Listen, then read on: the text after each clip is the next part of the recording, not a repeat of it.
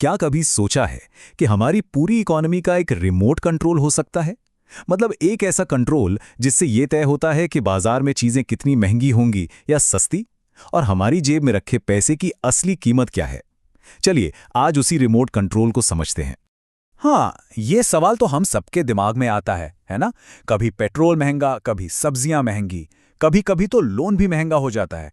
आखिर इन सब चीजों की कीमतों को ऊपर नीचे करता कौन है? इस पूरी कहानी के पीछे एक बहुत बड़ा खिलाड़ी है। इकोनॉमिक्स की भाषा में कीमतों के इस लगातार बढ़ने को ही कहते हैं इन्फ्लेशन। और यही वो चीज़ है जिसकी वजह से हमारे पैसों की खरीदने की ताकत वक्त के साथ कम होती जाती है।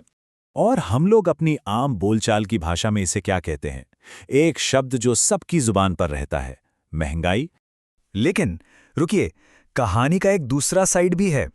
जब बाजार में चीजें बिकना ही बंद हो जाएं, डिमांड एकदम घट जाए, तो उसे कहते हैं मंदी या रिसेशन।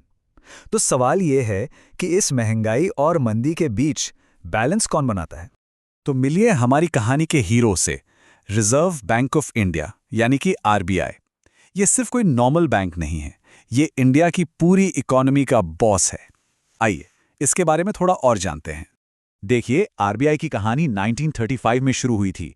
फिर 1937 में इसका हेडक्वार्टर कोलकाता से मुंबई आ गया, जो आज भी इंडिया का फाइनेंशियल कैपिटल है।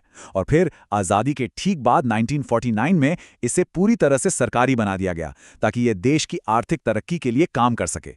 तो आरबीआई के पास ऐसी कौन सी सुपर पावर्स हैं जो इसे इतना ज़रूरी बनाती हैं? चलिए एक एक करके देखते हैं कि ये बैंक बॉस आखिर करता क्या है। सबसे पहली और सबसे बड़ी पावर, करेंसी इशू करना। हमारी जेब में जो भी नोट है ना, वो सब आरबीआई ही छापता है और हम तक पहुंचाता है। 10 रुपए से लेकर 500 रुपए तक हर नोट पर आरबीआई गवर्नर के ही साइन होते हैं। जी हाँ, आरबीआई को बैंकों का बैंक भी कहते हैं। मतलब जैसे हमारा अकाउंट एसबीआई या एचडीएफसी में होता है, वैसे ही इन सभी बैंकों का अकाउंट आरबीआई के पास होता है। जब भी इन्हें पैसों की जरूरत पड़ती है तो ये आरबीआई के पास ही जाते हैं। और सुनिए, आरबीआई सिर्फ बैंकों का ही नहीं, बल्कि सरकार का भी बैंकर है। सरकार के सारे खाते, सारे लेन देन और सारे कर्ज का हिसाब किताब सब आरबीआई ही रखता है।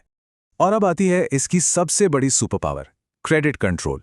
यानी बाजार में कितना पैसा रहेगा, इसका पूरा कंट्रोल आरबीआई के हाथ में है। और यही वो पावर है जिससे आरबीआई महंगाई पर लगाम लगाता है। और यहीं से शुरू होती है हमारी आज की असली कहानी। आरबीआई का ये सबसे बड़ा हथियार है मॉनेटरी पॉलिसी, हिंदी में कहें तो मौद्रिक नीति। यही वो रिमोट कंट्रोल है जिससे पूरी इकोनॉमी को चलाया जाता है। लेकिन इसे समझने से पहले दो बड़ी प्रॉब्लम्स को समझना जरूरी है। तो एक तरफ है महंगाई, जहां बाजार में पैसा बहुत ज्यादा होता है और चीजें कम, जिससे कीमतें आसमान छूने लगती हैं।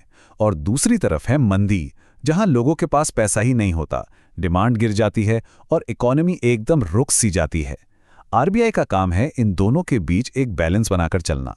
तो ये महंगाई होती कैसे है? देखिए, जब मार्केट में पैसा यानी मनी सप्लाई बढ़ जाती है, तो लोगों की खरीदने की ताकत भी बढ़ जाती है।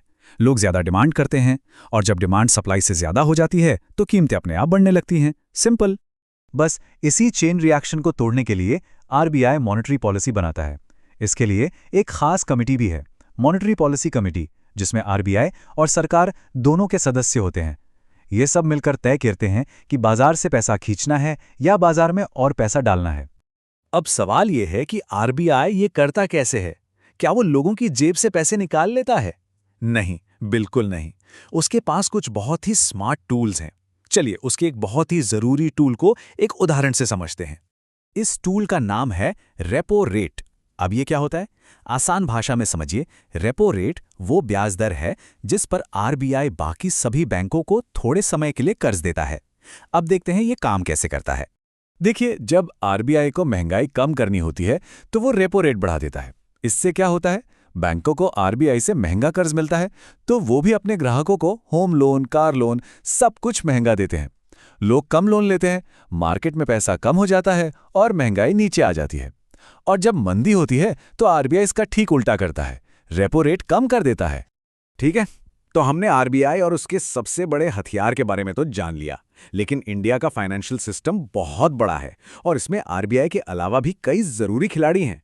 जैसे कि डेवलपमेंटल बैंक्स हैं जो खास सेक्टर्स जैसे खेती बाड़ी या छोटे उद्योगों को आगे बढ़ाने के लिए लोन देते हैं। फिर एनबीएफसीज हैं जो लोन तो देते हैं पर बैंक नहीं होते। और एक शब्द जो अक्सर खबरों में सुनाई देता है, एनपीए। इसका मतलब है वो लोन जो वापस नहीं चुकाया गया। ये बैंकों के लिए एक बहुत बड़ा सिरदर्द होता है। तो आज हमने काफी कुछ समझ लिया है ना?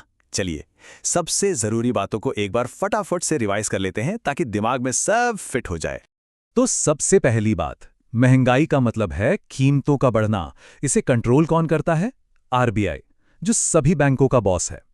आरबीआई का मुख्य हथियार क्या है? Monetary policy. और उसका एक बहुत जरूरी टूल कौन सा है? रेपो रेट, जिससे लोन महंगे या सस्ते होते हैं। बस इतना याद रख लिया तो आज का सार समझ आ गया।